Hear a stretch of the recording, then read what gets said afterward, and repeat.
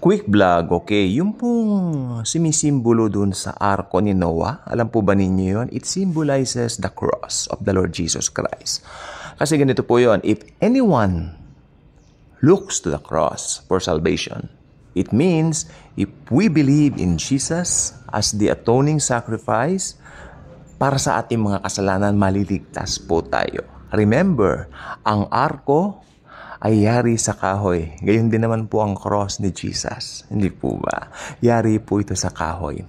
Matatandaan po ninyo while Noah was building the ark, alam po ba ninyo, teka lang po, trivia, magugulat po kayo, how many years po bang binild nitong si Noah ang arkong ito?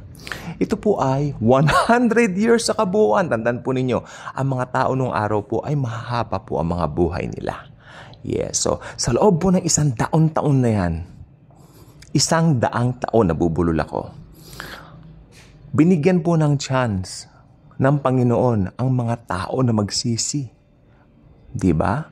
Magsisi o mamatay. Pero ang mga tao that time, pinagtatawanan nila si Noah. You are building an ark. Look at the weather. It's very fine. It's perfectly fine. Look at that. The sun. Ang tingkad ng araw. Ha, ha, ha, ha, ha. Ho, ho, ho, ho, ho. Tawa. May mababasa po tayo sa Biblia na ang sabi ng Panginoong Hesukristo kay Noah, yung mga fair ng mga hayop, sige na, umpisahan mo nang papasukin. Pag nakumpleto mo na yung papasukin yan, pauulanin ko na at pababahin ko na. Okay, so pair by pair, ipinasok po ni Noah yung mga hayop. Nung nakumpleto niya na, siguro ilang days din po yun kasi marami po, nakumpleto na. Okay, gawa na yung arko, nakumpleto na, napasok na lahat sa arko. May mababasa po tayo sa Bible na at isinara na ng Diyos ang pinto. Makinig pong mabuti, importante po ito. It's a metaphor, no? It symbolizes salvation. Isinara na ng Diyos ang pintuan ng arko. Tsak! Sinara na. Blag! Ganon. Alam mong sinasabi po ng Bible right after that, at umulan na po. At ang mga tao kahit gampay sila diyan sa arko, Noah, let us in, huli na po ang lahat for them. Sapagkat yung arko, it symbolizes salvation. Na kung naniwala sana sila doon sa news ni Noah na, oy, may bahang darating. Kaya tara na sa arko, pasok tayo, ganun, at magsisi na kayo, ganun. Hindi eh. Pinagtawanan nila itong si Noah. Kaya ang naligtas lang po during that time, 8 tao.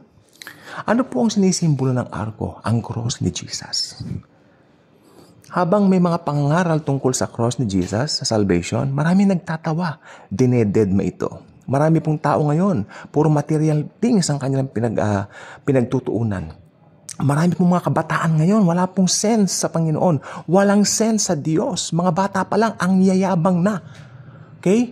Ang yayabang na parang kala mo iba po ang generation ngayon talaga. Iba po talaga. Kaya pag itong wicked generation na to, napabayaan nila yung pinaka-importante at biglang dumating ang rapture or else inabutan sila ng physical death na kamatayan, katumbas po ang nangyari sa isinara ng Diyos yung arko. Ibig sabihin, pag namatay po sila, sarado na sa kanila ang way sa salvation. Mapupunta sila, mabubulid sila sa impyerno. Wala na po silang pag-asa sapagkat tinanggihan nila si Hesukristo, ang kaisa-isang tagapagligtas ng mundo. The God of gods, the God of all creation, the God of the universe, the God of the Milky Way. Walang iba kundi si Lord Jesus Christ na nagdiriwang ng kanyang kaarawan bukas. Okay? So mamaya, naway sa ating pagdiriwang ng Pasko, huwag natin sanang kalilimutan. Salvation matters a lot. Ang pagpunta ni Jesus sa mundo may kinalaman sa salvation. Wala sa kung ano mong materialismo o mga tinatawag na mga ways ng mundo na kinagis na ng mga bata ngayon na iba na po ang kanilang, wala silang interest sa Panginoong Hesukristo. Well, let me tell you this once more.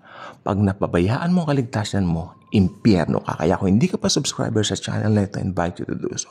Click the notification bell, share this video, share the wonderful love of the Savior, the Lord Jesus Christ. Thank you po, and Jesus truly loves us all.